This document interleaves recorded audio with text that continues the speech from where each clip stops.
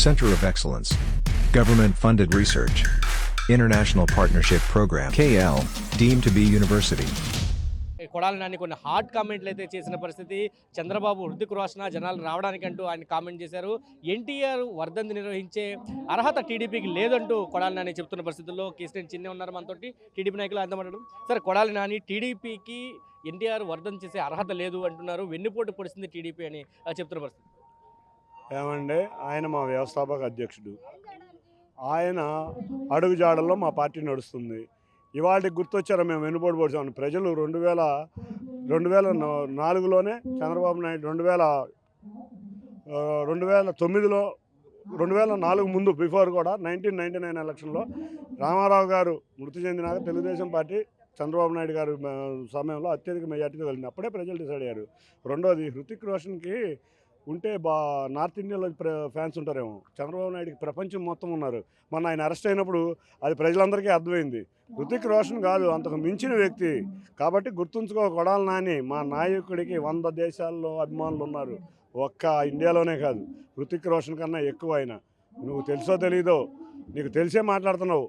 ఎందుకంటే మీకు కుళ్ళుతో మాట్లాడుతున్నారు. మాకు వచ్చే సభలకు వచ్చే ప్రజల్ని చూసి మీకు కుళ్ళుతో మాట్లాడుతున్నారు. మా నాయకుడు ఇవాళ దేశంలోనే దేశానికి అవసరమైన నాయకుడు, రాష్ట్రానికి కాదు దేశానికి అవసరమైన నాయకుడు.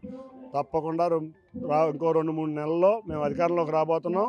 అధికారంలో కూడా 175 నియోజకవర్గాల్లో 165 నియోజకవర్గాలు పైగా జనసేన టీడీపీ అభ్యర్థులు విజయం సాధించబోతున్నారు. త్వరలో నీకు గుణపాఠం నేర్పబోతున్నాం. రాబోయే 10 రోజుల్లో టిక్కెట్ల వ్యవహారంలో పొత్తుల తేడాలు వచ్చి జనసేన టీడీపీ కొట్టుకుని రోడ్ల మీద పడతారంటూ కొడాలి నాని మాట్లాడారు. మీరు పొత్తుల కోసం మాట్లాడే కాబట్టి ఆ అంశాన్ని, ఇవాళ వైసీపీ రోడ్ల మీద పడింది. అసలు ఎవరితో పొత్తు లేదు.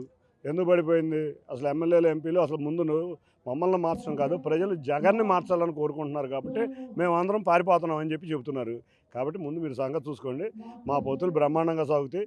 మా కార్యకర్తలు, నాయకులు, జనసేన నాయకులు, కార్యకర్తలు త్యాగాలకు ఎప్పుడో సిద్ధంగా ఉన్నాం. ఎందుకంటే రాష్ట్రం బాగుపడాలి, జగన్ విముక్తి ఆంధ్రప్రదేశ్ కావాలి. మేమందరం ఎప్పుడో రెడీగా ఉన్నాం.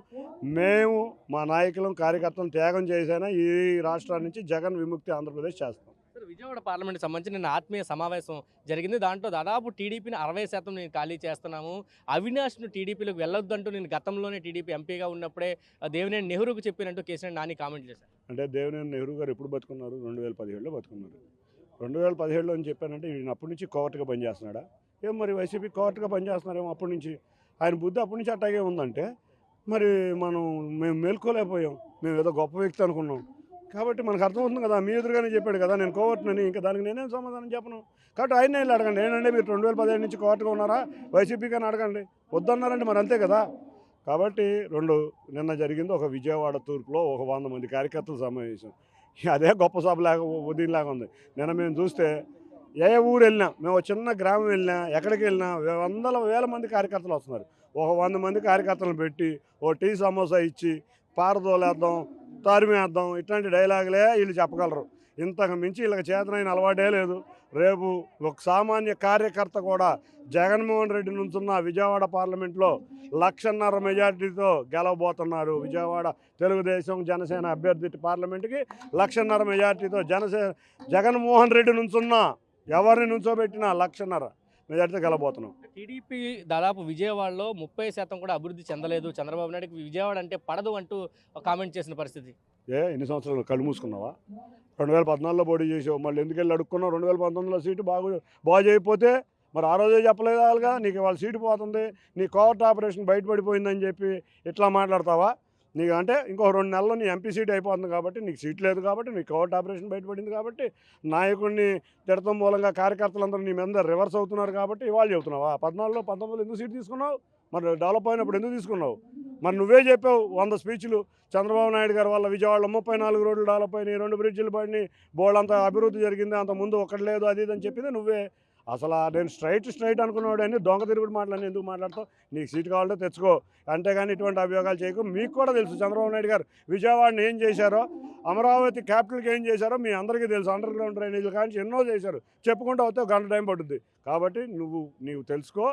నువ్వు కోవర్ట్ ఆపరేషన్ 2017 నుంచి చేస్తున్నావు, అభివృద్ధి మరి నీకు లేకపోతే 2019లో ఎందుకు నుంచున్నావు? ఆ రోజే మరి రిజెక్ట్ చేసి వెళ్ళిపోయావు.